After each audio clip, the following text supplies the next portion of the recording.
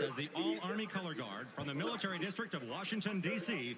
presents our nation's colors.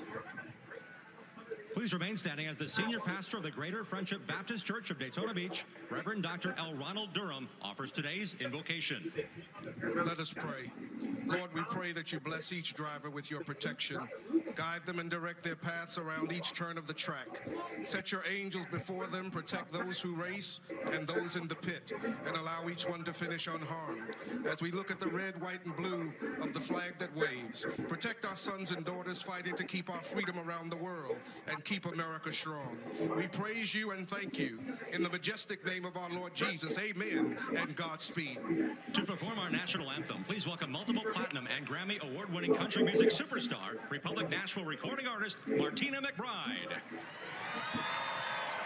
Oh, say, can you see by the dawn's early light what so proudly we hailed at the twilight's last gleaming, whose broad stripes and bright stars through the perilous fight o'er the ramparts we watched were so gallantly streaming, and the rockets' red glare, the bombs bursting in air, gave proof through the night that our flag was still there. Oh, say does that star-spangled banner wave o'er the land of the free and the home of the brave.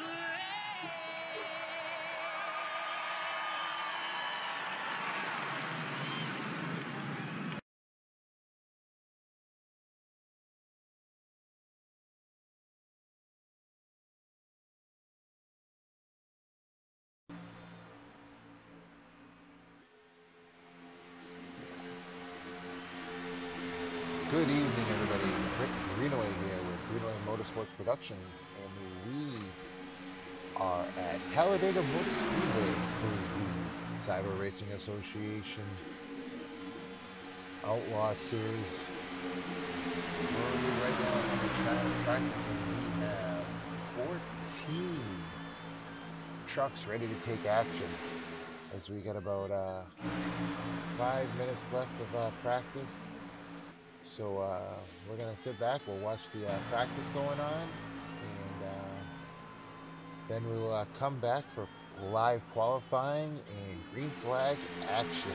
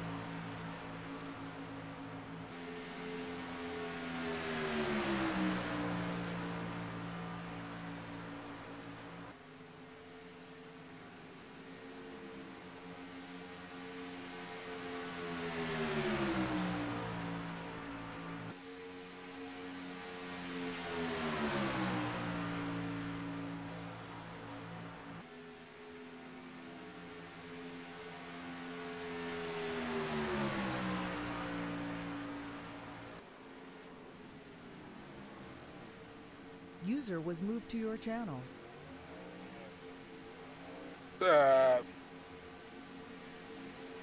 Just hanging out. Where's the feed?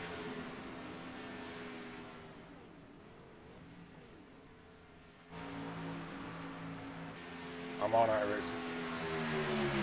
I'm on iRacing.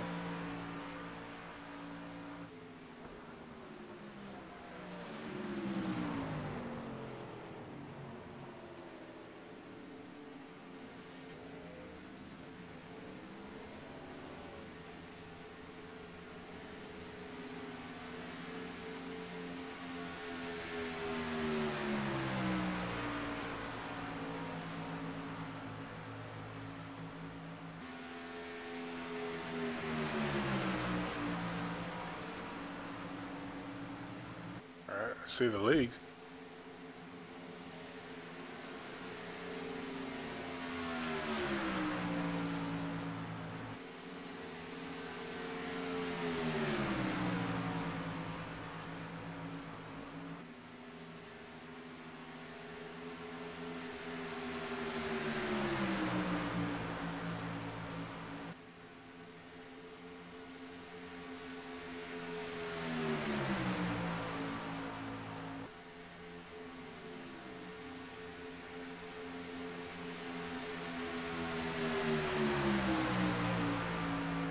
User was moved to your channel.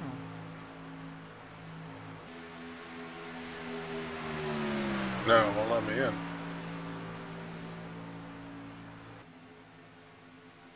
I don't even see an option to watch.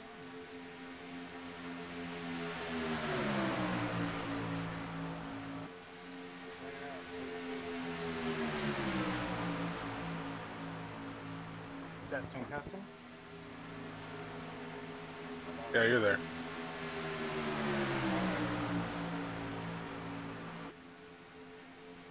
This is with Dwayne Cooper, right? Dwayne Cooper, right? Yeah, I'm not seeing where it's giving me an option.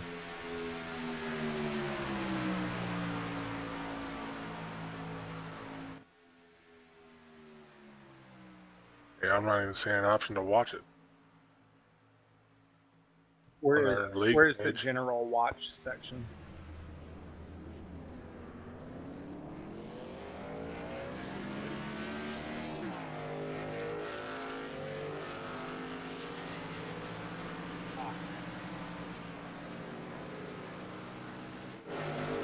Fluffy, good.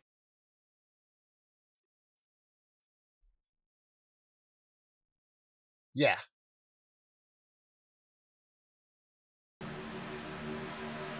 Good evening, everybody. We're live at qualifying as we speak. Cyber Racing Association Outlaw Series. The truck's live at Talledega. So, right now we have, let's count them up.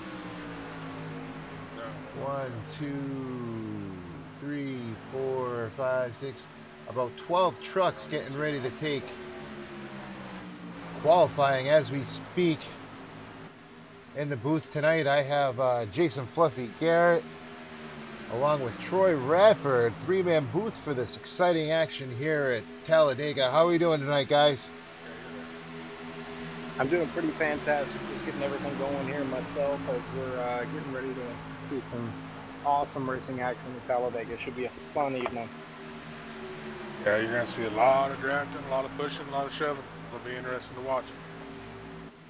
That it definitely is. It's going to be a lot of exciting action going on here. I hope to see some good drafting, hope to see some exciting action. Definitely will be fun.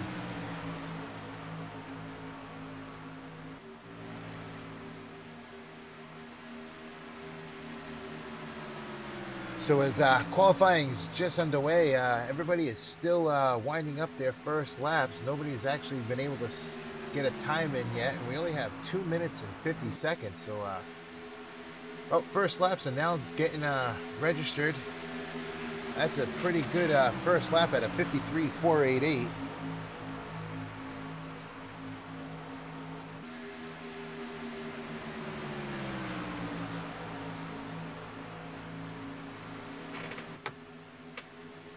Looks like currently Justin Levine is going to have the top seed at the point. Yeah, 53.383, and I think that's going to be his first lap. So that's a cruising first lap right there. Should have some quicker times coming in here very shortly here. Definitely, and the number 4 truck, that's definitely a truck close to your heart there, Fluffy. A nice save the Tata's paint scheme going on right there. Oh yeah. Yep, looks like we got some of those second lap times coming in. Look like they're good, at least half a second, maybe 4/10 faster. Raymond Rittenauer the second just looks like top of the board as of right now. See if somebody can knock him off. And that's for the trucks, a 52.840. That's a pretty darn good top speed, I can tell you that much. Oh, absolutely. And looking back through the field here a little bit, top 11 cars, 12 cars, all separated only by a 1/10 and a half. So really, really tight field. Looking like it should be a good evening of racing here. Definitely should be. I'm looking at the top 14 within 0.2 of a second, with Justin Levine being the slowest, and he's only 0.26 seconds off the lead. So it's definitely, I think, going to be some very tight racing here, technically this afternoon at Talledega. Let me take a look at it's 78 degrees, so it's pretty cool there. They got about a 2-mile-an-hour wind, partly cloudy, and only a 55% humidity. Track temp of 103.6, so it's a little warm, so the trucks will be sliding around a little bit, but definitely get to see some good action.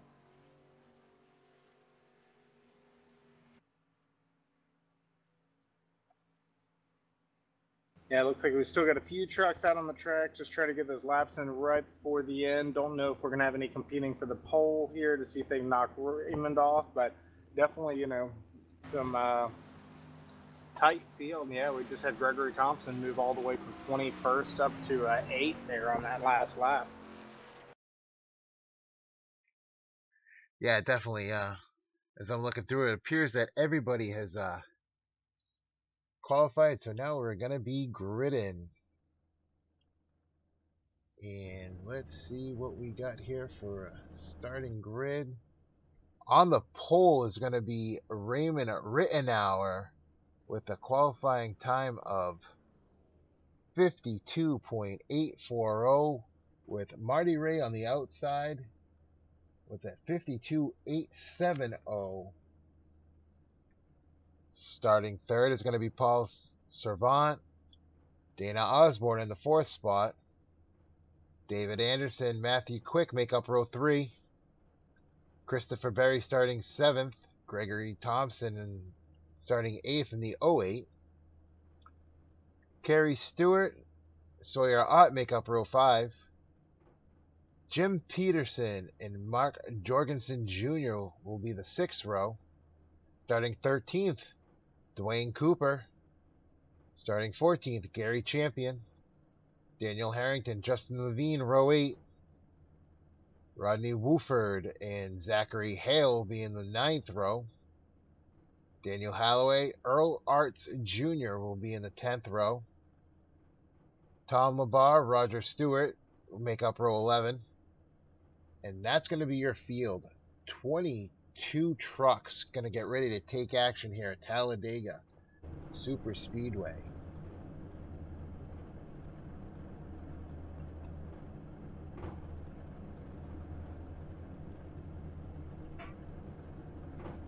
So as the trucks are getting ready to start taking their pace laps, I'd just like to thank Dwayne and everybody at Cyber Racing Association for letting me broadcast this for them as we start the pace laps. I'd like to thank everybody out there who's watching tonight. And I hope everybody has a good, safe race. And it should be a fun time. We're definitely going to have some fun here in the booth. And bring you some exciting action. So,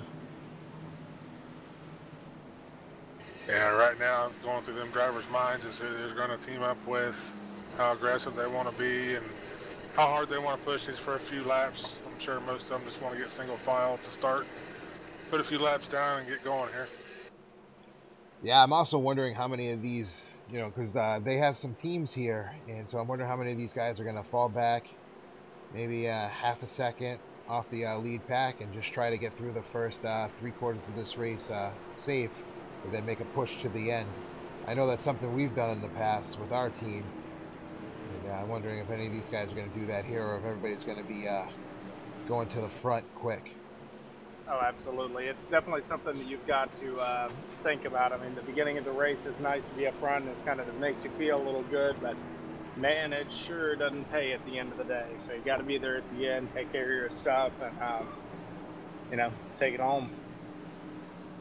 And definitely, and I mean, there's money on the line for these drivers, so if you're wrecking in the first lap, you're not taking home any cash.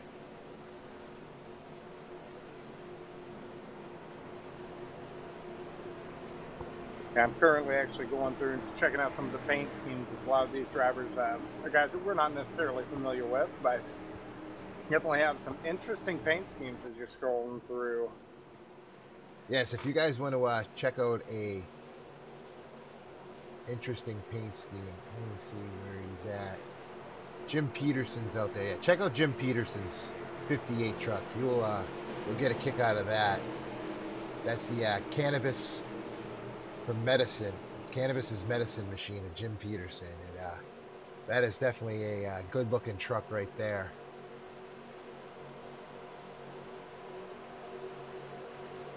I would say I like the green flag is out.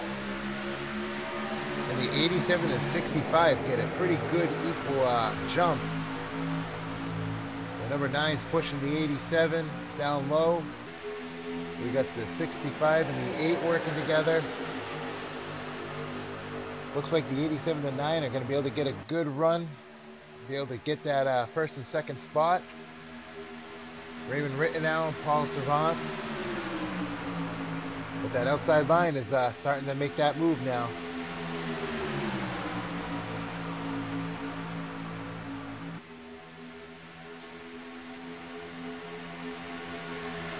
Continue to be 2x2 in the front here. 87 and the 9, the 65 and the 8. Those are going to be your top 4 pushers. Starting to see a group form at the back, try to fall back a little bit. We'll have to watch for them later on.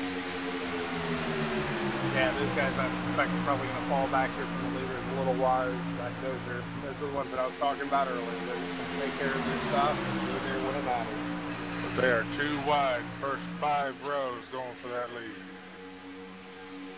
That they are. And actually, I think are almost back 7 rows.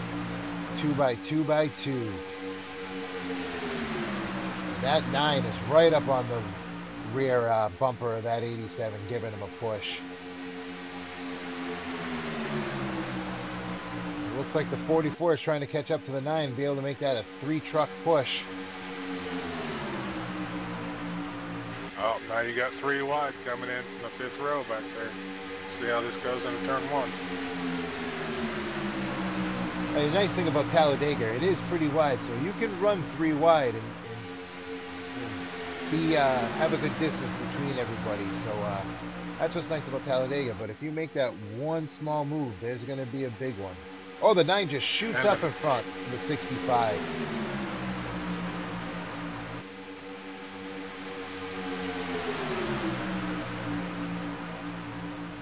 Now the 9's going to come down and let the 87 push him. Might have been getting a little warm, just want to get some air on that nose. So our group in the back appears to have fallen apart a little bit. We've got 2 guys drafting together, and they're going to have a hard time keeping up. And it looks like we got a few stragglers and a lost draft too much. So while I like that method, it seems that at least at this point might not be working. Yeah, I've definitely seen if you're gonna break apart in the back, you're just gonna end up losing the leaders, and you're not gonna be able to catch up to them later on in the race. And That's just not good. Up front, you got the 17 taking it 3 wide on the outside, in the middle, trying to get to the front. Now the 9's going to slide up to the I side and try to take that lead back. The 87 is going to try to get low of the 65. Oh, no, unable to make the pass there. Gets back right back in line. The 17 is going to go high with the 08.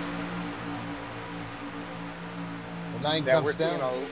We're seeing a lot of pressure here in the front right now, awful early in the race for this, but hey, they seem to be holding it pretty well. But you know, yeah, it's looking very much like somebody wants to get out front and nobody just wants to get in line and race. They're all pretty set on getting to the front leading this thing.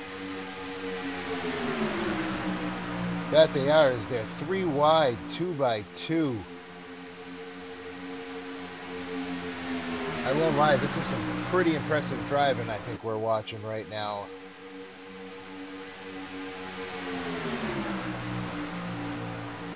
Absolutely. I'm seeing this 00 car. Cooper seems to have seems to be a really good drafting partner with the 8. They seem to be, you know, just holding a really steady line, and that's a lot of strength I think is going to come from that man today.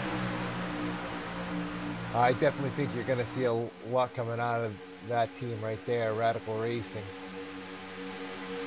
And we have the 8 and the 00 working together, the 9 and the 65 working together. And that top line, they seem to be able to get it together, and they're being able to push, and they're keeping up with that bottom line. So we just barely avoided the big one there. The 17 and the 3 got together a little bit going through the corner. 17 had to take evasive action in the lower groove, but looks like everybody kind of settled in a little bit now. Yeah, and I'm wondering if that 00 is starting to get a little warm, because he was peeking out a little bit, trying to get some air on that front end of his truck, and they backed up real quick. Yeah, there you see him pulling out to get some fresh air on that nose. Yeah, back when I'm listening to the in-race chatter, he just complained about being too hot and he had to back out. That's something we're seeing right now with the new modeling that iRacing has been launching out. You're just seeing it affect the cars more and more and more as it goes. So it's good. It's just bringing us more into the real life scenario. That they are. They are definitely getting a lot better with making it more realistic. You know, the damage, the overheating. They're trying to step up the game a little bit, so it's gonna be interesting to see what else they provide, and to be able to see these trucks heat up. And I believe they run an open set here in this league, so he might have it taped up also. So it's hard to say. That's true, and of course, with that, it looks like the outside lane's having a hard time gathering it back once they lost the 00. A little bit too spread out, but inside lane seems to be working, and everybody's just kind of taking a breath after that early race run.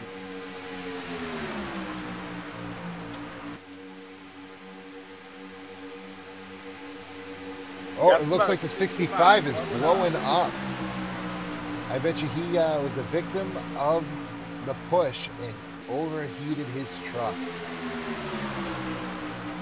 Good move by his part to get down out of the racing line, though. Absolutely, and I was sitting there watching him right when it happened. After the last, 10 laps or so almost, he's just been cut right up underneath that car truck in front of him. He never gave himself a chance to breathe.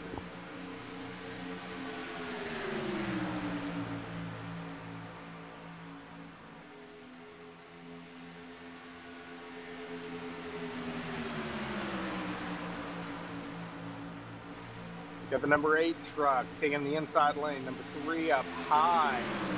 8's getting a good push by that number 9 Oreo machine. And that's Paul Servant in 3rd, pushing Dana Osborne. Looks like inside lane's really kind of working right now. Of course, 1st place, you got Dana Osborne. 2nd, Rodney Walker. 3rd, Paul Servant. 4th, Mark Jurgensen Jr. 5th, and Gregory Thompson. As everybody tries to get nose to tail here and lined up. Looks like that outside lane might be making a little bit of a comeback here. And right now, I'm just kind of watching. I got the 17th, the 16th, 17th, and 18th trucks. 3 trucks working together, kind of just staying back. No real hurry. The 3 trucks, they got to draft together. They're not really pushing the issue. They're all, at least 2 of them seem to be teammates, the 62 and the 26. So they're not, they're not forcing the issue, but they at least they got 3 of them together. So when they need to make the move to the front, they can make it. Yeah, the problem I'm going to see with that right now is, at least as of this last lap, they just lost 2 seconds to the lead pack. So hopefully they can get a caution. Maybe if there are too few trucks to get up and draft, hopefully they can get a caution, bring them right back up in. But it's going to be tough to overcome right now with 3 trucks, 2 seconds off. Yeah, that definitely will be. But I don't know. We're in Talledega. We got the trucks. I would not be surprised if we don't see some sort of wreck. If these guys go 50 laps clean, I would be amazed. As the 08 is getting hung out to dry with no drafting partner in the middle. The 3, the 17, and the 4 go high. The 8 and the 9, I believe that's going to be the 18 go below him, and he's just going to be shuffling it all the way to the back of that group. Starting to see 2 different packs form up here. You've got the first, 7 guys that are racing pretty hard. Everybody behind them have just kind of got single file, just kind of riding, just keeping them water temps down. Just going to see where this thing goes here. Yeah, I bet they are. You got the 44, the 88, and the 00. They're kind of just, they're not that far back from them, but they're far enough back where if they have to take an evasive action because something happens up front, they can. But they can also make a run if they need to. If they need to come off somebody, cool down their engines, they can do that. So they're looking at a good spot right now. Now you've got the 08 of Gregory Thompson just hung out to dry all by himself on the outside line. He's going to drop like a rock. That he is, and there's not even an opening for him to be able to drop down there. Yeah, Oh, there he goes. He's able to squeeze in right there. It looks like the 18 was giving him a little courtesy to be able to come down, because he kind of drifted himself high. It looked like he was going to pick him up, and allowed the 08 to come down, and the 18 was able to just slide back down also. Now everybody's just going to get in line, play follow leader for a minute, take a breath, kind of reevaluate what they're going to do for the rest of this race here. It definitely is. We're at lap 14 of 50. There's still a lot of racing left to be done here at Talledega, so you can settle it down. Maybe get a little drink of the Gatorade while you're driving, and reevaluate how you want to attack this race. All right, looks like we're going to have the leader coming down pit road here. I'm hearing on in-race chatter. That's why everybody was so single file. Yeah, a lot of trucks hitting pit road right here. A lot of trucks, Got some lock up there out of the front, couple of cars. Wouldn't be surprised if I see some black flags come out of that. Definitely.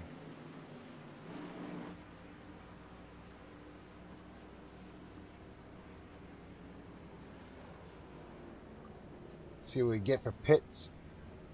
Pit stop times here is looks like the 17 of Jorgensen, the 4 of Levine.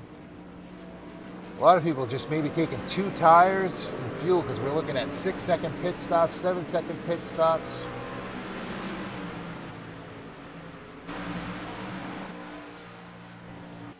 I'm going back through here and watching all of the speeds. Looks like the leaders were good getting onto pit road. I didn't see any issues there myself. Of course, it's always tough to tell sometimes with iRacing whether it's going to view it or not, but it looks, at least from my standpoint, that all the leaders were good on speed.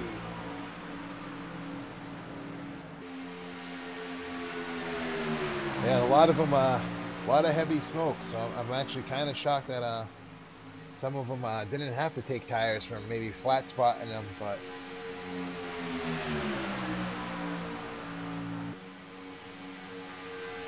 yeah, it looks like right now your leader before the pit stops was Mark Jorgensen Jr. Only problem I'm seeing out of him right now is he is all by his lonesome in that second pack. Looks like we still got one group that hasn't pitted.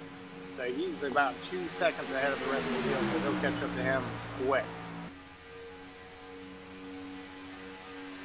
That they will. As a lead pack, we have a group of about 6 trucks that I don't believe these 6 have pitted yet. So they might be going a couple more laps, and then they might be heading in.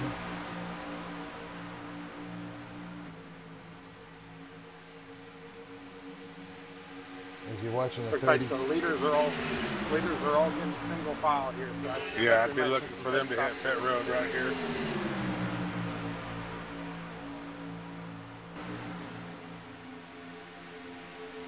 Yeah, because everybody seems to be backing off everybody a little bit too, giving them some room. So I would not be surprised if you. Yeah, and here they come. Here they come. Real hot too. A lot of them coming in hot. Well, they get it rolled up pretty good though.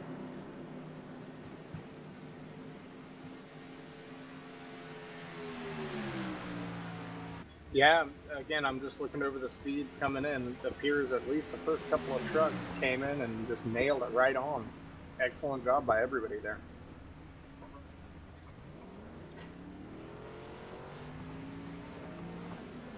It appears everybody 2 tires and maybe fuel, as we're looking at 6.5, 7-second pit stops for everybody. So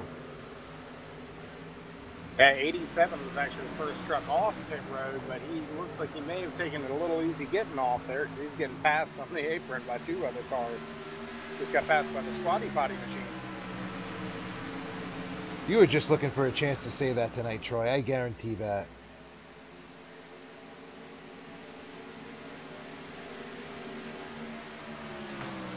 That's a pretty low joke, but as for right now in that draft, you do have the squatty potty machine in the number 2 position. Now you see the whole lead pack's just going to kind of regroup here and get back after it, looks like.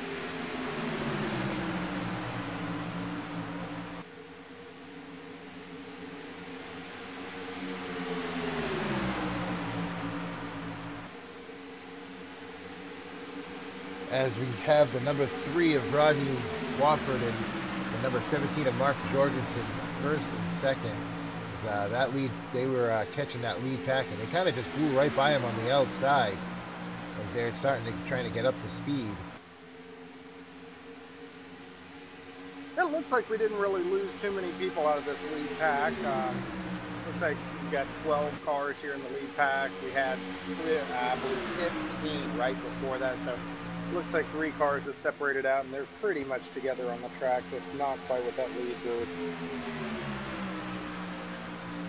As right now, I'm showing the leaders doing about 196 miles an hour down the there in Talledega. Coming down the front stretch. Yep, we just crossed the lap 20 mark of 50, so still got 30 laps left. Judging by the fuel mode there that they just did, looks like we got 1 more pit stop that's going to happen in this race as long as it stays green.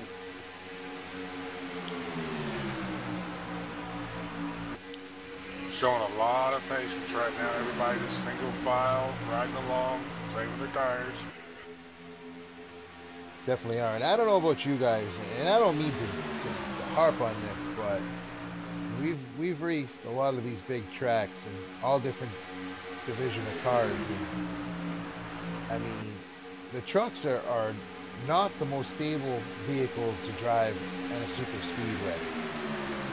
You got that round front bumper, and with the splitter, you catch your truck the right way, you're sending them around, and these guys have been nose to tail, pump drafting, and we have not had a caution, we have not had a car spin out. It has been probably some of the best super speedway racing I've seen in the league here on iRacing in a long time. Without a doubt. You know, one of the things from a driver's standpoint that I always have a hard time with these trucks at Talledega is the visibility is always really rough. Even along with the front ends not matching up exactly flush. the visibility is just not real good in these things. So when you're in that third, fourth car back, man, you have a really tough time seeing what's happening on ahead of you. So these guys are just really been putting on a clinic as far as hard racing, safe racing. Just really, really doing a good job out there so far. I'm really watching this Ford truck here moving up the outside. He's using a lot of side draft, a lot of side force, but he's making some headway up there on his own. I'm pretty impressed with how he's been able to handle that side draft. He's moved up from 7th or 8th all the way up to 4th now.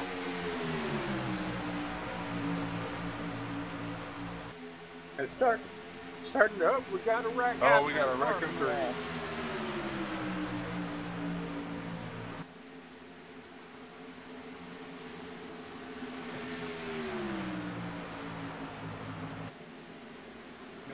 One of the cool things that I just saw out of that, it appeared that the driver who lost it there called out that he was losing it before he ever did. So when he started getting loose and really having trouble, oh yeah, just completely got loose going into the corner and just lost it all on his own pretty much. Was that the 56?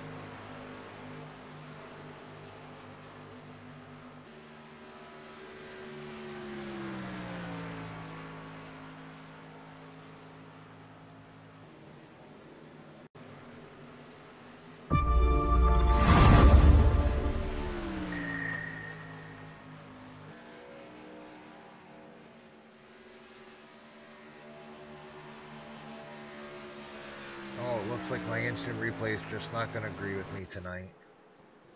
Oh, that's alright. It happens. Well, it looked like the 18, whenever he got sideways there in the middle of the corner, called it out as soon as he got sideways, and absolutely clobbered the wall. But when he did it, kind of lifting up the air, looks like maybe everybody else got through pretty clean from that. They could have been a lot worse than it was. Yeah, I'd say they're pretty lucky that that was only a single car accident. A couple guys maybe have a dent in the door or something, but that's pretty good for a Talledega wreck. And now everybody's coming to pit road. And I bet you everybody's going to probably be taking tires. And here's going to be the question on this one. I think the earlier run looked like we were about 17, 18 laps before we pitted. So at this point, I don't think we're going to be able to make that 27 lap run. So I think we're still going to have to make one more pit stop.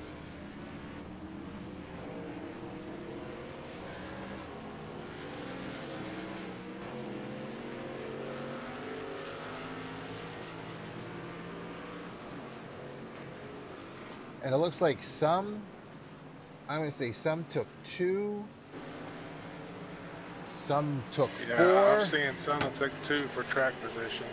Yeah, it looks like the 3, the 17, the 9, the 8, the 18 took 2. I'm guessing the 40, it looks like the 44, the 89, the 08, the 58, and the 35, they all took 4.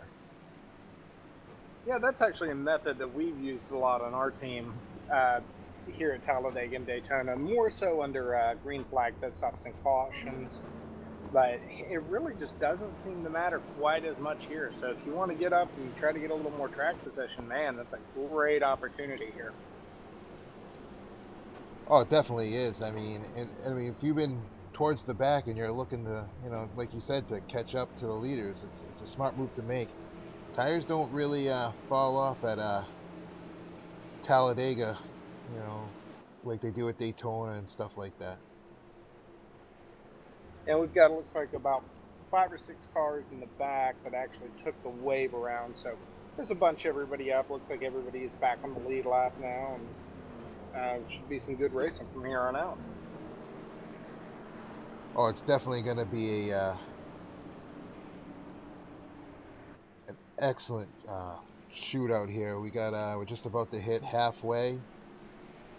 So I think we're definitely going to see some action. I think it's going to pick up. They were really fighting it out for the first like 10 laps, and then they kind of settled it down. And I think business is going to pick up now for the last half of this race.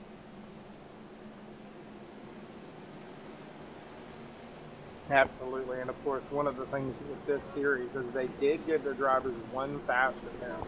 So the 18, even though he got completely toasted there in that wreck, he is able to get out there and continue racing. One of the great things about iRacing is you do have that opportunity to get the fast repairs, especially at tracks like Daytona and Talledega. That's nice. That and the other thing is you don't have to pay for the repairs to your truck or your race car after a race night. Indeed, that is personally one of my favorite parts. Exactly it. That's why I don't mind racing the super speedways.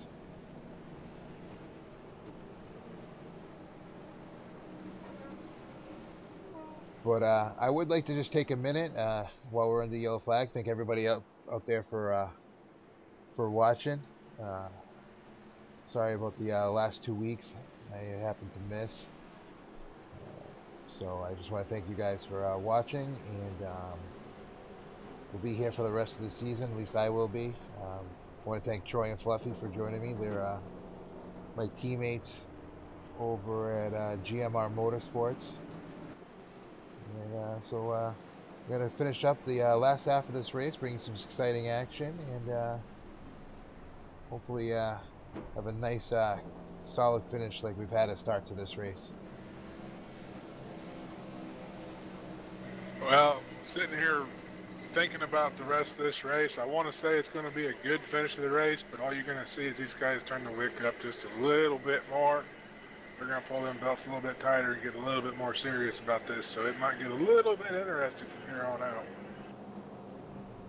Oh, without a doubt. And guys, looking here, I want to throw a little bit of a challenge out here to you guys, but looking at the drivers, of course, I know that this is a crew that we're not necessarily accustomed to watching, but from what you guys have been watching here, I want to try to make some predictions and some guesses here as far as who we've seen that's strong that might be able to pull this thing off. What are you guys thinking?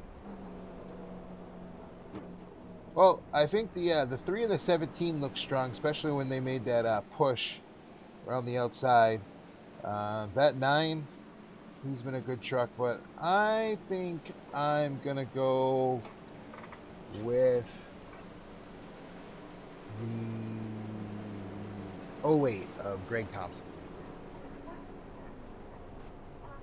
So I've been sitting here watching, and I'm having a tough time between the number 8 of Dana Osborne and the number 9 of Paul Servant.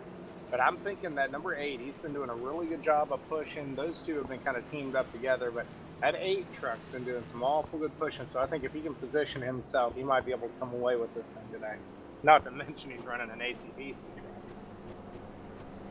I'm probably going to have to go with the 00 Dwayne Cooper. From what I saw at the start, he got up there and showed his strength, and then he just kind of backed off.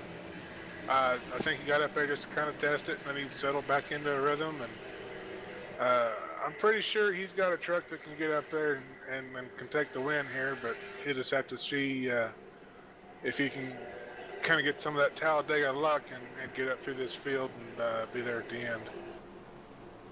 For those of you guys watching at home, the beauty of making these predictions at Talledega is it could be any one of these trucks out here. We're basically flipping a coin here, folks. Absolutely. You don't get fine broadcasting experience like this over at Fox. No.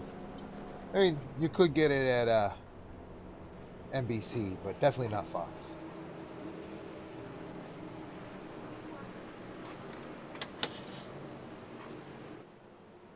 Several guys chose to come down right there and top off the fuel tanks. I know the 35 is one of them, the 00. There's a few guys back here that did that. So those will be some guys to watch towards the end. They won't have to take as much fuel if we have green flag stops towards the end of this thing. Absolutely. It looks like we're going to take the green flag with about 24 laps to go. So, of course, I still don't think that we're within our fuel window, but, you know, here it's easy enough to move back up. So, you know, it's not a bad idea to go ahead and top that off. Definitely not. And I mean, if you're sitting in the back of the draft where you don't have to be on the gas as much, you might be able to sneak out a I would imagine there's somebody that's going to try this here.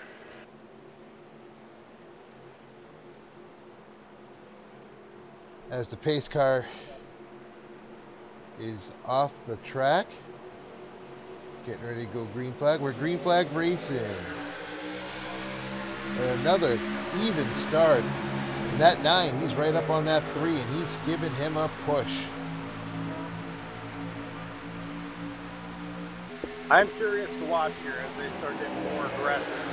Just because early in the race when they were aggressive, we did see a couple of engines overheat. So how aggressive do they want to be? How aggressive were they with their tape?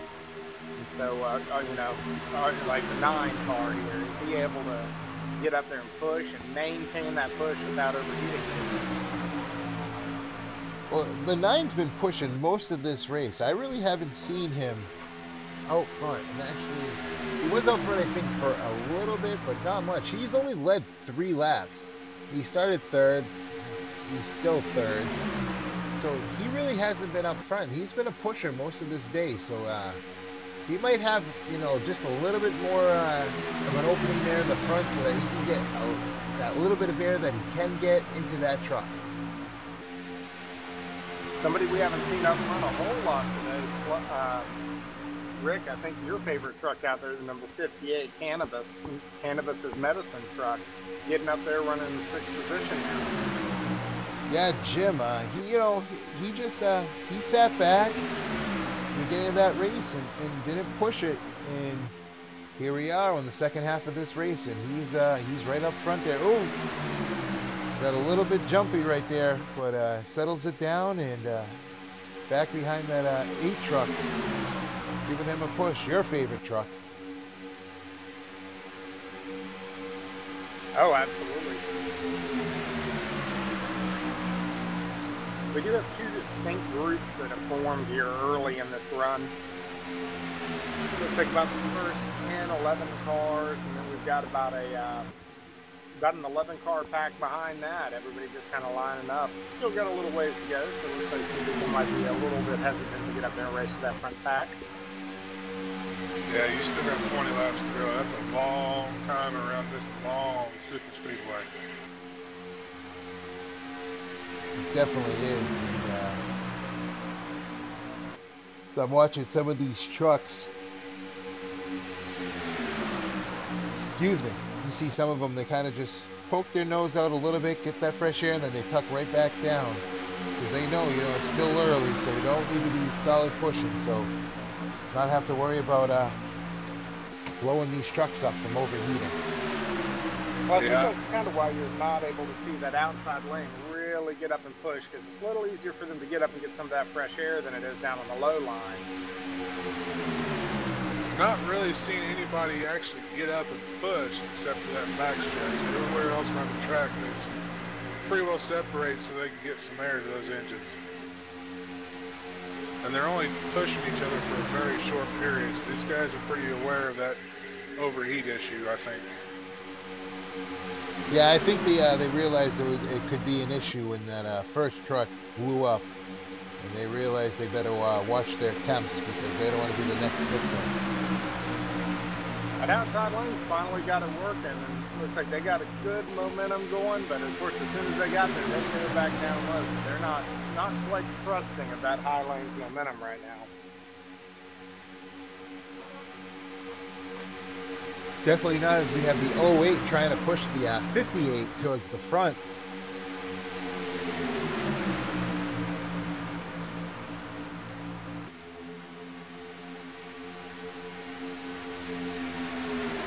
As the 58 is now your current leader with the 17 of Mark Jorgensen in second, Gregory Thompson in third, and Dana Osborne in fourth.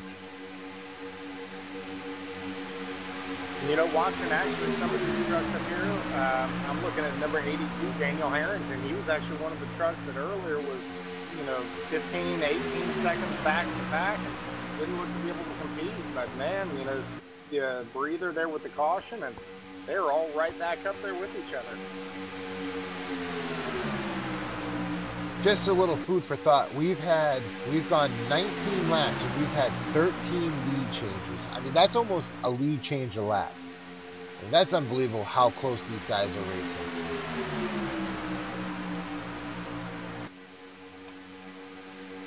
That just shows you the desire of all these drivers to lead this race.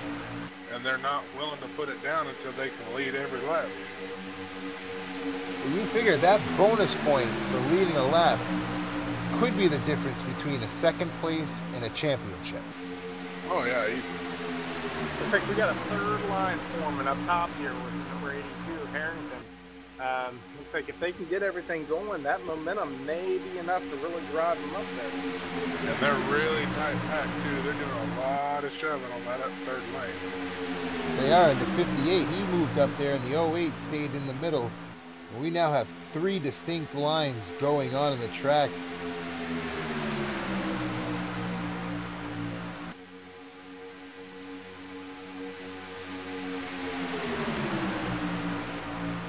Looks like hearing some of the radio chatter, some of the guys that were trying to get into that third row, they wanted everybody to get up and really do some pushing. They weren't quite able to get everything together to make that third line work right there. Yeah, and as the 58, he slides up high. He's going to definitely fall back. As you go back to the leaders, the 17 and the 08, followed by the 56 and the 8.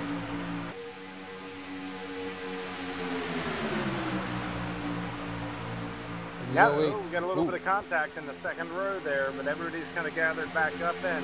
It seems like once these guys really got going, that outside lane does get some good momentum, but, you know, everything keeps stalling out. As soon as they get up there, the leader jumps to the inside. Yeah, he definitely does. And by doing that, he kind of hangs that outside line out to dry. And they're unable to really get a good run going, but...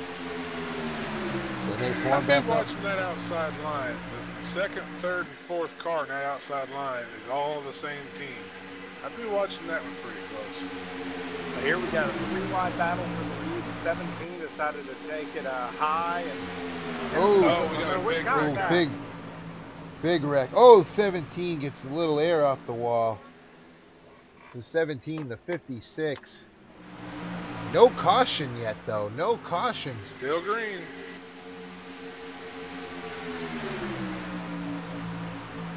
Oh, we got caution now. Now the caution comes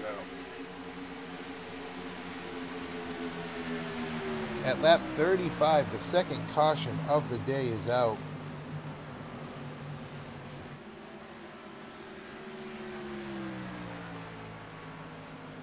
Guys, going back and watching, this one seems to be a product of super speedway racing. 17 running right next to the 56, and they're running pretty close together, but it looks like the 17 gets a shot from behind and just pushes him right up into the 56. That's a product of that round front bumper right there. Oh, and the 17, he got some good air when he got into the inside wall. That was impressive. That it was. That it was. But you know what? I think this caution is going to set us up for a run to the end where, as long as they can keep it green, I think that they can make it from here to the end on fuel. I agree. I think this will be, unless we see another caution. Excuse me. I don't think we'll see another pit stop.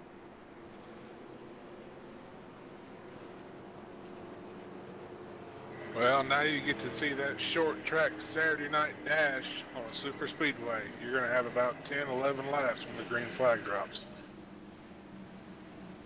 You know, a couple of the guys that we were seeing up front earlier, you know, mired back there in the back. You got Daniel Harrington, Rittenauer, a couple of those guys. Actually, Gary Champion, I was hearing on the chatter, just pitted top off on fuel for the run to the end when that caution came down. And he's now trapped a lap down. So who's going to take fuel only? Who's going to take 4? Who's taking 2? And I see a lot of fuel only stops coming out.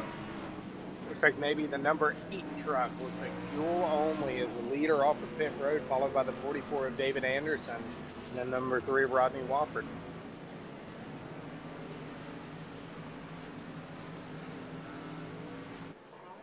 This is definitely going to make out for a interesting race to the checker.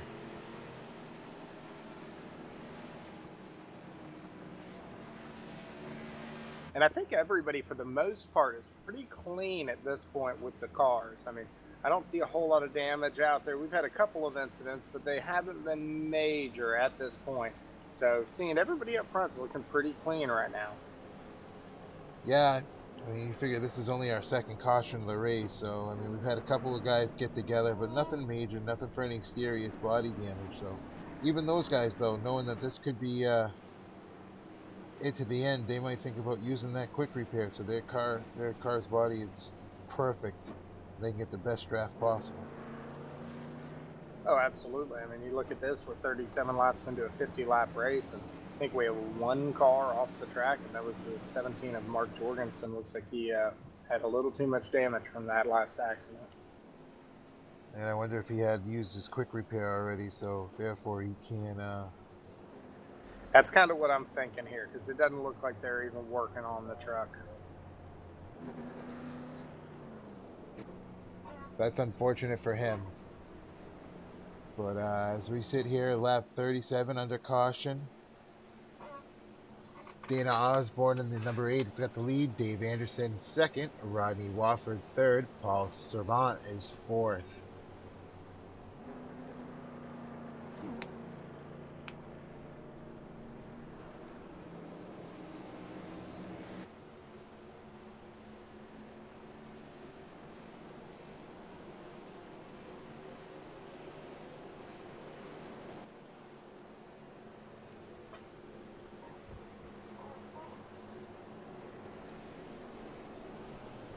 So this should be yeah,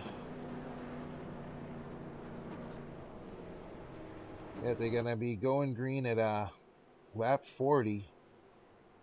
So it's a 10-lap shootout. Almost 20 miles. So that's gonna be a long 10-lap shootout. Yeah, but I bet they don't blink for the last 10 laps of this thing. No, you blink at Talledega, and you are absolutely done. I was gonna say, I don't know if they've blinked at all except for under caution. That's the only good thing about Talledega is under caution. You get plenty of time to relax, take a few deep breaths, you know, kind of refocus a little bit, rethink what you're doing. Yeah, exactly. And, you know, just to be able to have that, 15, 20 minutes intervals that you're allowed to just kind of slow it down, grasp yourself, compose yourself, really, really does pay off. And, I'm sitting here listening to some of the radio chatter and not hearing a lot of anxiousness here with, going to restart with about 10 to go, give or take. It sounds like everybody's cool, calm, and collected, at least from what I'm hearing. Yeah, but being drivers ourselves, you know what that means. I mean, everybody's trying to talk themselves and try to make themselves feel good about what's going on, but deep down inside, they're all thinking the same thing. Oh, without a doubt. Oh, definitely are. They're definitely trying to think about if they don't have any teammates up front, who's going to be a friend. If they don't have any friends up there, who's somebody that they're better friends with than the other person to be able to get moving around. If their spotter's talking to somebody else's spotter, trying to work out deals so that they can get a teammate to go marching their way towards the front. Yeah, that tunnel vision's going to start coming into play here real shortly. And all you're going to see is whatever's in front of you. If you're watching that mirror, you're not going forward. So it's going to be pretty interesting to see how these guys handle these last 10 laps here. Absolutely. And, of course, I'm sitting here scrolling back through the field, just taking a look at everybody's cars, and I'm seeing a lot of actually I'm seeing a lot of causes on some of these trucks. Seeing a lot of Drive for Autism stickers on these things. Yeah, these guys, they do a great job supporting different causes they have that mean a lot to them. So it's nice to see it out here. I love to see the Bruins Autism ones. I know I love the vintage sweatshirts and stuff like that. So it's nice to see them making this shirts and hoodies available for the general public and not just through the Patriots Pro Shop.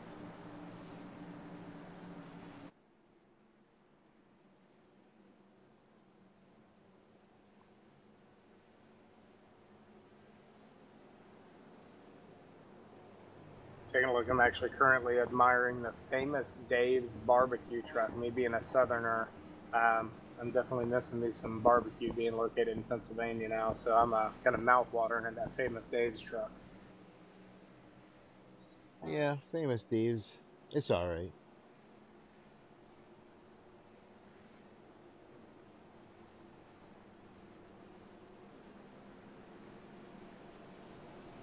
So I believe the lights are off on the pace car, so oh nope, they're still on, so we won't be going green flag until lap 41.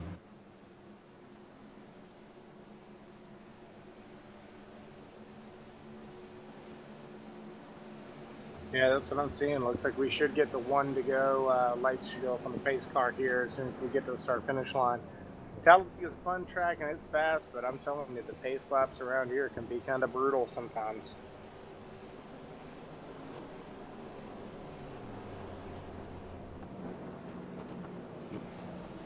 Yeah, I know under caution here, you've got to kind of remove yourself from the complacency of just riding around. You got to kind of refocus, get back to it, get back to work. And for some guys, it takes a little bit, but some guys will be right on it as soon as that green flag drops. Oh, absolutely. And one of the things that these guys got to be thinking about, you know, of course, we're going to have nerves coming into play here, and everybody's got to hit your shift points and really get up through the gears smooth. So I think that's where you're going to see with whether this inside or outside lane goes, is just who can get up through the gears the smoothest and who can time the start.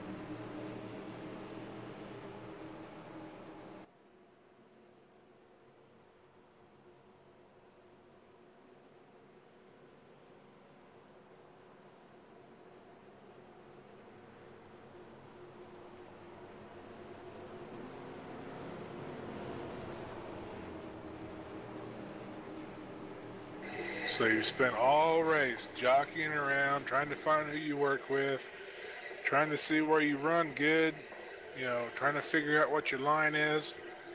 Now you got 10 laps to figure it out. What's your plan, Troy?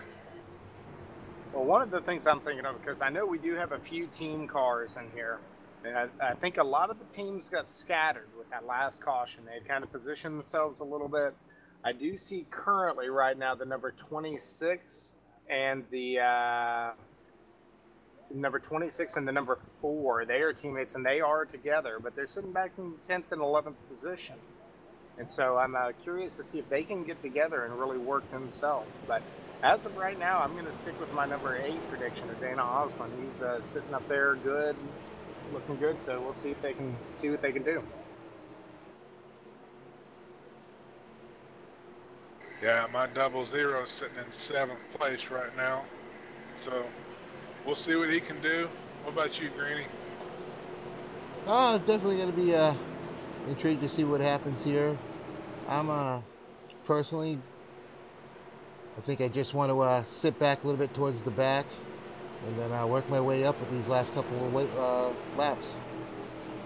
Well, the pace car just pulled off, so you better hold on. It's getting ready to get interesting. That it is. Absolutely. You can see the speeds creeping up as they accelerate. Haven't quite gone yet, but they're getting anxious, boys. And the green is out. Let's go, boys. And here we go. And We that got the inside line gets a big push. and the 44 and the 9 on the outside. That 9 looking for the inside and gets himself down the inside. He likes to be down low. He doesn't want to play up top. Nope, and that 44 truck's going to be in a little bit of trouble. Outside lane has not formed at all. He's got the 87 coming up to push, but honestly, you're probably going to see them just dropping behind so they can get everything gathered back up. Yeah, they got a good gap there between them. So but that gap is disappearing in a hurry. Look at that 00 coming up.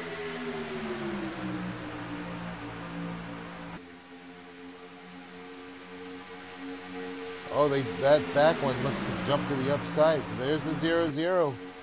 Earlier in the race, he was talking about the overheating problem he was having with that truck, and now look at him. He's trying to push the leaders to the front. They're going to split 3 wide into turn 1.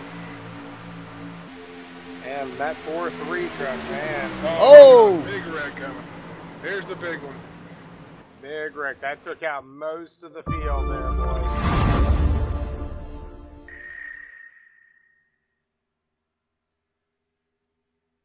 I'm hearing it on the radio. The 00 is claiming responsibility for that one. Looks like, yeah, they went into the corner. I'm watching the replay here. He just went in and he changed lanes and got into the 87 that turned him.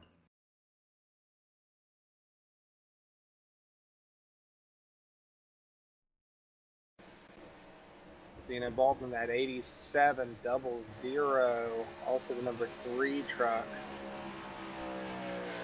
I think the 89 Squatty Potty machine got involved. And pretty much everybody behind there. Yeah, I'm seeing probably 9 or 10 trucks involved in that one. That's unfortunate. Absolutely.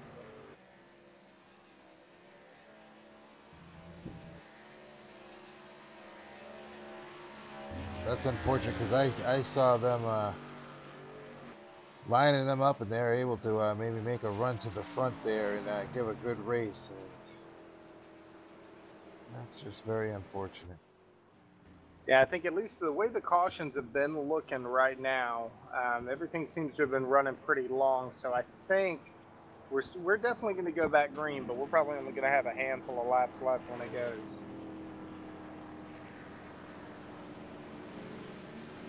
Yeah, we're definitely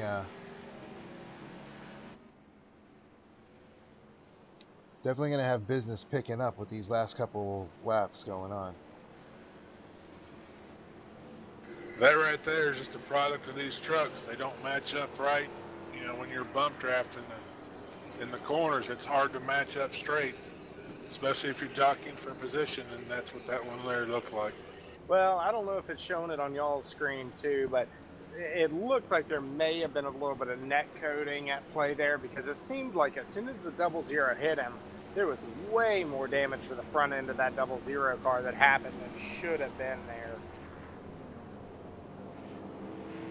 Yeah, it's hard to say. I mean, the problem is you know, depending on how they lined up, these trucks can get angry very quick.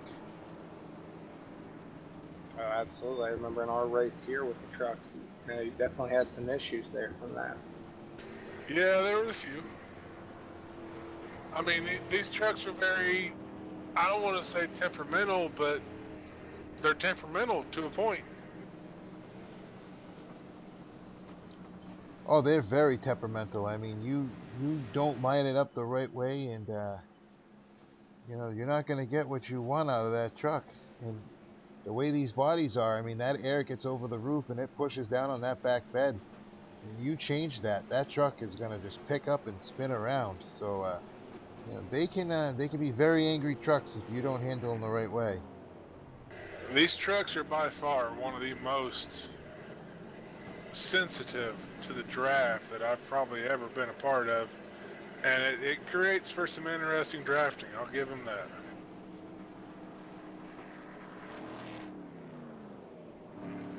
Oh, they're definitely fun, and it definitely brings a different element to the game because everybody's kind of just used to the cars. The air moves over them, kind of sits down on the back wing, and you know, you're drafting with these trucks. You know, you got that big front, and it hits that, and then it comes over, and you got, you know, it's not much. It's just that front. You don't have a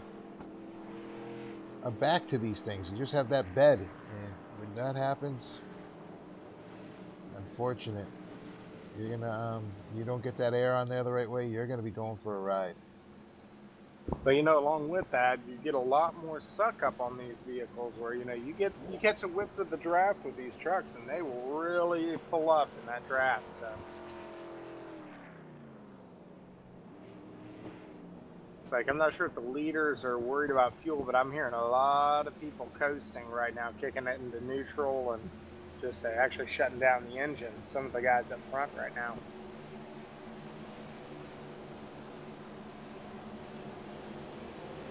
Well, that's something we've done a lot, where we shut them down. Had a couple guys actually have issues where they couldn't restart them. Oh, absolutely. Yeah, fortunately, these trucks do have starters, unlike the Indy cars that we were playing with the other day, where they do not. Yeah, some of us found that out the hard way. It may just be habit. I mean, you know, some of these guys, you run enough races, you just get in the habit of shutting them off under caution. Absolutely. You know, it may just be a habit. It may be trying to save fuel. It may be having a little bit more weight on that rear axle for the restart. It just depends on, you know, what your car wants is how you're going to treat it here under caution. And honestly, for myself, a lot of times when I'm sitting here at Talledega and Daytona, sometimes I'll do things like that just to keep the monotony at bay, because these pace laps are pretty rough when you're as a driver and you're just cruising along at 65 miles an hour for a couple of minutes straight. So sometimes it just keeps you from going crazy. Yeah, Definitely. it gives you something to do in the cockpit. You know, keeps your arms moving, your legs moving, keeps your head on a swivel. You know, keeps you kind of up to date, up to point a little bit more than just riding around following that pace car. Because it definitely can get very monotonous, especially at a track like this.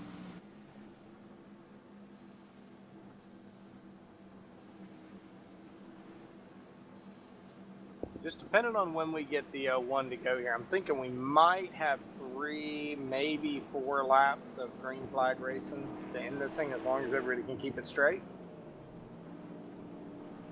And what's the over under on that? I don't think it's real good, Fluffy.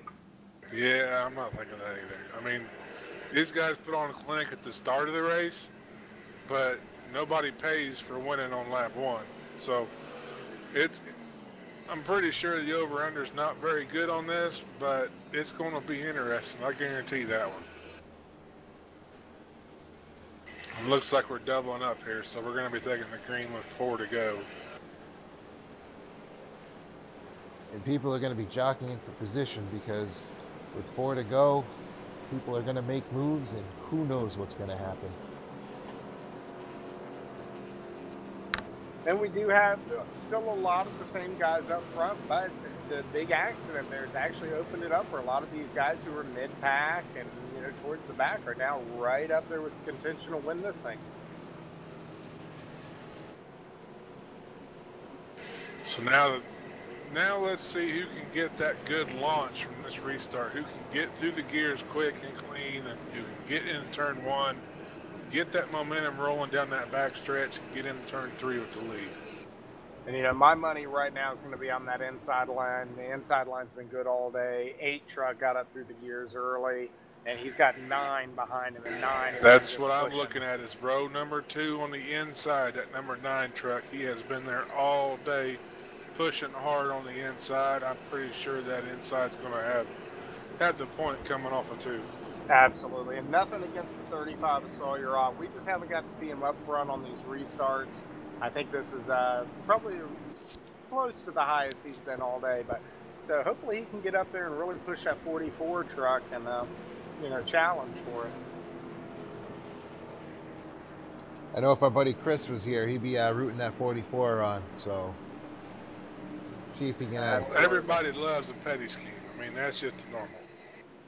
Add on top of that, having some barbecue on it, and that's just twofold. Nothing wrong with a little barbecue.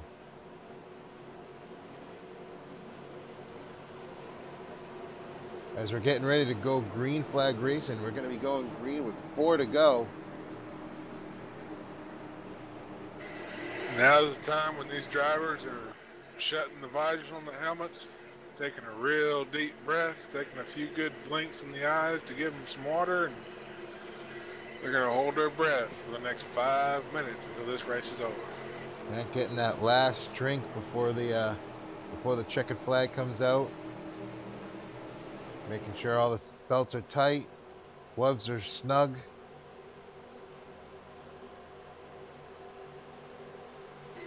And Wait for it. We're green Green flag. flag. racing. there it is, green flag. And the 8 gets a good launch. He gets out a little bit ahead, but the 44 is right there. He gets through the gears good. But that 9 is right there to push on the 8 in turn 1. That 9 sucks up really nice. I think he actually sucks up to the trucks better than a lot of the other trucks are. I don't know if it's just how he has that truck set up tonight, but he can just suck right into that truck and he gets that push going really well. Got a lot of antsy driving back here in about the 5th or 7th places. I thought for a minute that outside lane was going to be able to really get up there and push, but they lost their third person and they kind of hurt them a little bit. Yeah, that inside line's going to take over here out of 4 coming down to the trioval. There's just not enough people put together to get that outside line to have any kind of momentum right now. And I think the other thing they're dealing with is that 9 truck, he just knows how to draft and he knows how to push. And, you know, nobody else is really tucking in like anybody else is, and he can just get that truck to the front. So it's going to be interesting to see with 3 to go if he's in his ideal position to be able to make a move for the end of the race. If he's going to be able to push it outside. Oh, as the 18 gets low below that yellow line, he's able to get back in. And this is always part of the challenge, too, because 9, what's going through his mind right now is he's wanting to ride there because he doesn't want to get out too far in front. So he's going to try to he's probably going to drag brake this a little bit, get a little bit of distance to that 8, and then try to slingshot around on the high side coming off the corner. But now you've got the 44 and the 35 pushing back up. He's going to throw a monkey wrench into that situation. That it definitely is. And not unless he's going to try to wedge himself below the 8 in the yellow line and be able to get it in that way. You see this outside line forming, they got 1, 2, 3, 4, 5, 6, 7, 8, 9 cars. Nose to tail, that outside line is going to have some momentum. And now you see with that 44 poking his nose out front. Guys, this is turn 3 here coming around. We're going to see the white flag this time by. If we get a caution at this point, this race is going to be over.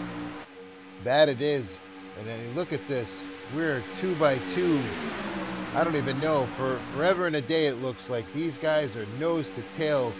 1, 2, 3, 4, 5 rows back. Here we are, white flag lap. This is the money lap. Checker or wrecker. Now you just put the foot on the floor and just stare at the windshield and don't worry about what's behind you. You going for that flag. Yeah, exactly. I'm seeing outside lane. I'm just seeing a little too much movement out of him. I think it's costing him a little bit of momentum. That 9 is tucked up below the 8 and it's holding him real pretty real. He needs to go. Oh, 44 got.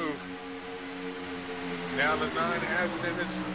I can see the 9 slingshot. Let's see if he can do it. Coming down the backstretch, he's going to be able to get that high side. He's going to. Oh, the 99 gets sideways, takes the 3, the 62. And the 8, the 9, the 26 is what I'm showing right now, unofficially. That was some really good racing. Unfortunately, the 44 looks like he got loose going into the corner and kind of lost the draft a little bit. Had to get out of it and kind of lost his momentum, so that kind of took away that outside lane's chance of getting up there. That it did.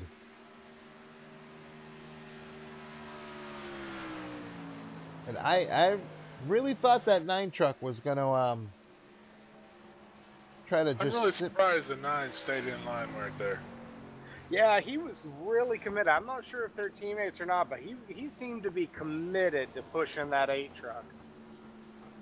Of course, again, kudos number 26 and number 18 of Daniel Holloway and Gary Champion. They are teammates, and they were mid the back of the pack most of the race and made a great run there at the end to come home with 2 top 5s there, 3rd and 5th.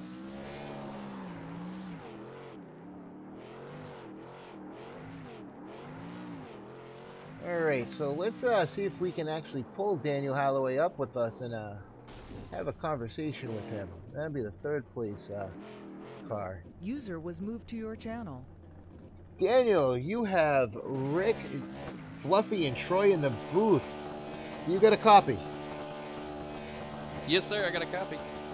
Well, congratulations on the 3rd place run.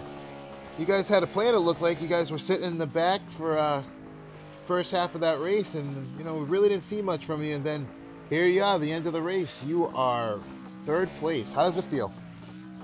Well, it feels pretty good. I beginning the race just stuck with Zach, teammate, and Justin and Gary, and early in the race didn't really need to go all out on the first lap, and we were hoping for a caution and actually lost the group, so we need a little bit of help, and then a couple cautions kind of helped us out, and I was right there at the end where it counts.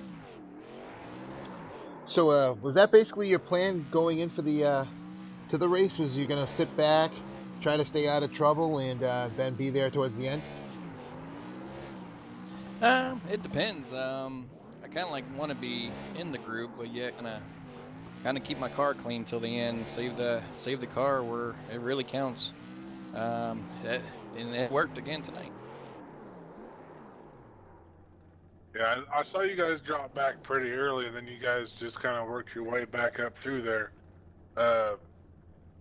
For most people, they don't understand the whole point of dropping back, but for us as drivers, we know what it means. But how hard is it to drop back and watch these guys pull away from you, and keep trying to tell yourself that it's going to be okay, you're going to get back to them, and maintain that composure for the first part of this race?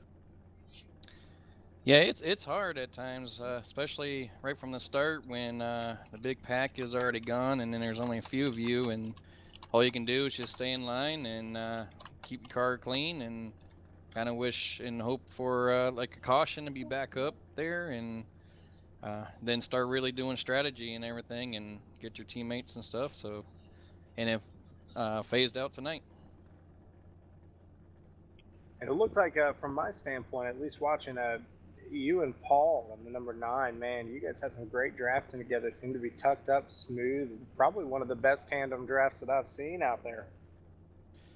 Yeah, thanks. Paul, yeah, on a different league that we do, we're teammates in there. So I know him. He knows me. There's a few other guys. Dana too. I race with him, so I always feel comfortable with him. So I know when and when not to push and everything. So Well, that always helps, having guys around you that know that you can anticipate what they're going to do, and they can anticipate how you're going to be pushing on them. That always makes it a little easier on these super speedways.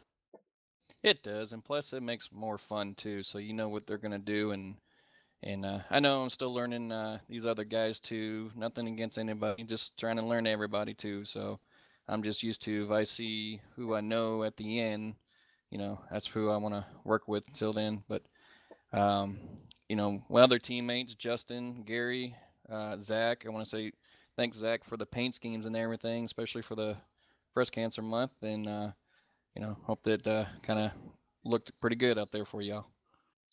It Yeah, I'm definitely kind of did. fond of the breast cancer paint schemes. I run the same thing on mine, so kudos for the guy that built the paints on these cars. Yes, sir. All right, Daniel. Well, congratulations on third place. Anybody you want to say thanks to or mention tonight before we say goodnight? Yeah, like I said again, thanks to his teammates, Justin, Gary. I know Gary just won last super speedway race, and we were 1 and 2, and wish he was right there with me. I think he was actually. Um, thank you guys, Dwayne, for letting me in the league and everything, and start this season off pretty good. All right, Daniel. Congratulations on the third place finish. Thanks, guys. User was moved out of your channel. That was Daniel Harley. Now we're going to try to get in Paul Servant. User was moved to your channel. Paul, this is Rick, Fluffy, Troy in the booth. Do you have a copy? Yes, sir. Well, congratulations on that second place finish. Hard fought. You were up there most of the day in the front. So unlike others in the race, you didn't really fall that back. Was that what you wanted to do? You wanted to fight it out with the leaders all night long? We're up there with our teammates, Mark, Rodney, Dana, of course. The four of us, teammates. We were up there having fun, I guess. We had a radio problem. We couldn't communicate as we usually do, but we made it work. I noticed early on that your truck likes to suck up in the draft real well, was able to get real close real quick. Is that something you guys set up, or is that Uh, just something that happened to be happenstance? no, Rodney gave us a hell of a good setup. You know, it's fast. Not so fast for qualifying, but race spec, it's awesome. Definitely. And I mean, I noticed you could sit in that second spot and you could push, and you sucked up into anybody you were pushing fairly quick. Were you having any overheating issues? Because I know early in the race we saw one truck blow up because of heating. How was your temp most of the night? Because I mean, I don't remember seeing you often in the lead. You were always that truck that was pushing the leaders towards the front. You know, just trying not to make any mistakes with my teammates. You know, when they got up front, I was staying behind them. No rush to do anything. And getting hot, definitely. She was getting hot a few times. It stuck the nose out a little bit, but that last run there, pushing Dana to the win, she was double blinking. It's always a bad feeling when you look down and see those gauges blinking, but you know when it's getting close, you don't lift. You just got to kind of hope and pray that them connecting rods stay together and them valves stay in them heads, right? Yes, sir. I was praying there.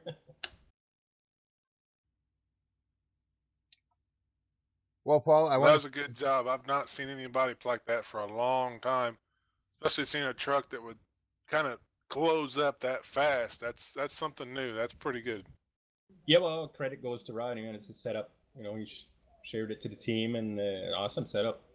You know, they were marking him. We're pushing pretty good there too. Before they got involved in some stuff. You know, just yeah, we like the trucks. Oh, we love the trucks too in the league we race in, so it's one of our favorite series. But before we put you back down with your teammates, anybody you want to say hi? Thanks for tonight. Dwayne for the league, my teammates, Rodney, Mark, Dana, you know, you guys, all the sponsors, my wife for putting up with me, you know, all that good stuff, you know. Yeah, the wife's probably the most important person to thank because if she doesn't say yes, we won't be down here driving. So congratulations on your second place finish and next week. Yes, sir. Thank you. And congrats to Dana. Hell of a job, man. User was moved That was out of your Paul channel. Servant. And now we're going to bring up Dana Osborne, the winner of tonight's race. User was moved to your channel. Dana, this is Rick, Fluffy, and Troy in the booth. You got a copy? Yes, sir. How you doing tonight? We're doing pretty good. I think you're the one doing the best tonight. Congratulations on the first place finish. How does it feel? It feels awesome. That was all Paul, though. That's my teammate back there pushing me. He wasn't going to leave me. You know, I give him the credit for this. Yeah, we were talking to him about how his ability to close up in the draft and be able to stay tucked up behind you real well, and it's very, you know, apparent in the show right there. But how is it to feel that behind you, to know that you can count on that to push you to the win? It feels awesome. I've known Paul for a long time, raced with Paul in super speedways, and we've always worked good together. So, you know, I'm staying with him, you know. It just feels great. Absolutely, as well as should, man. Well, we were just watching the entire time, and they're saying you and Paul, just you could tell you guys had raced a long time together, just absolutely tucked up underneath each other, and just did a great job all day long. Nice, smooth, kept the momentum going. Seemed to be the difference out there. Yeah, it was a great race by everybody, though, there at the end. That definitely was, Dana. And, you know, just to be able to, you know, we were honestly amazed up in the booth to see how well you guys drafted together. And honestly, I mean, it was probably one of the cleanest super speedway races we've seen in a really long time. I mean, especially for how hard you guys were all fighting towards the front. I mean, I think at one point we were halfway through the race. We had 19 laps done it. We've had 13 different lead changes. So, I mean, it was hard fought all the way around. And how was it on the track? I mean, the battles out there. Could you tell that people were really trying to fight their way to the front and lead laps? Oh yes, sir. They're all. I mean, all these guys. They're hungry for a win, and you can tell it by just watching them. And I'm hungry for them too. Just like Paul is, Jurgensen, Rodney. I mean, we all hungry for these wins. Oh, I know that feeling. I mean, we're all hungry ourselves for that win, and you like that taste, so now you want to get more of that taste. But we just want to congratulate you on the win. Anybody you'd like to thank or say hi to tonight? I want to thank Paul for pushing me to that win, and I want to thank my teammates Rodney and Mark, and I want to also thank Dwayne for letting me race in this league. It's awesome, and I thank you guys for picking us up and broadcasting us, and and just want to thank everybody, and I want to send out my prayers to the people that was lost in Las Vegas too. Well, we definitely second that in regards to the people there in Las Vegas, and congratulate you on your victory tonight at Talledega. Thank you so much, guys.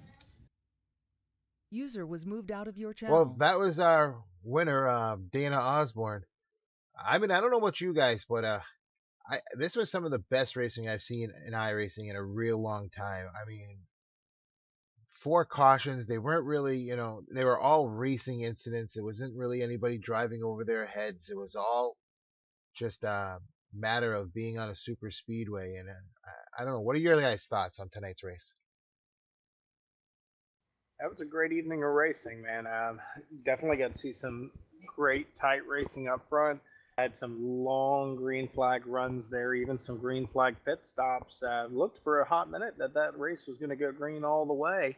Then had some late race craziness. But, great race, great group of drivers out there. There's a ton of respect, hard racing. And like you said, even the cautions out there didn't appear to be anything intentional. It was just racing incidents. So, I mean, yeah, definitely it was an awesome, awesome race to get to watch. Yeah, I saw a lot of respect amongst the drivers. I saw a lot of aggression, but it wasn't aggressive enough to cause any trouble. Everybody knew their limits to a point, but they still were trying to make the best of what they had, and that says a lot for the guys in the league and what kind of racing they were putting on. That was some pretty good racing just to sit back and watch and enjoy. Yeah, you're right, and that's exactly what it was. It was enjoyed that racing. But again, I'd like to thank everybody for watching tonight. For Fluffy and Troy, I'm Rick Greenaway. Next week, same time, same league. Also, you can catch Greenaway Motorsports doing the Racing for a Cause K&N series on Monday nights. Broadcast starts at approximately 8:45. So if you want to see some K&N racing, Monday nights 8:45, Racing for a Cause. Thank you for watching and have a good night.